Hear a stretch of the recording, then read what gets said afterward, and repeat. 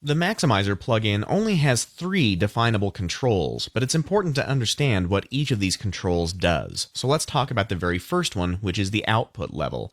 By default, the output level is set to 0.0 dB. In other words, that is the level of that brick wall, or the C-clamp in my example. So if you don't want the output of your master mix to exceed 0, make sure that the output level is set to 0.0 dB. Now, you could raise the output level, but at this point you're probably not going to do that, because since we have established the correct signal flow, or the optimal signal flow inside of our master fader, if you were to increase the output level of the maximizer, you would be probably clipping the output of your mastered mix down. So make sure that the output level never exceeds 0. And what I would recommend that you do is you just direct dial in a value that works. I'm going to double click on the output value and type in minus 0.3 dB.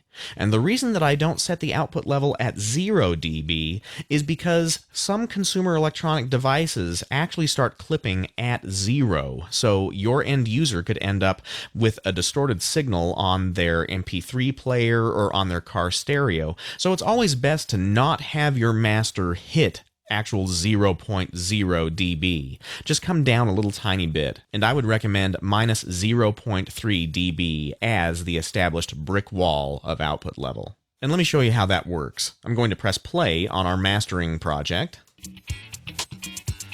When I press play with the output level set at minus 3 dB, the output level of the maximizer does not exceed minus 0.3 dB. And since the maximizer is post-fader, we are guaranteed not to have a master mixdown that exceeds 0, or at this point, minus 0.3 dB.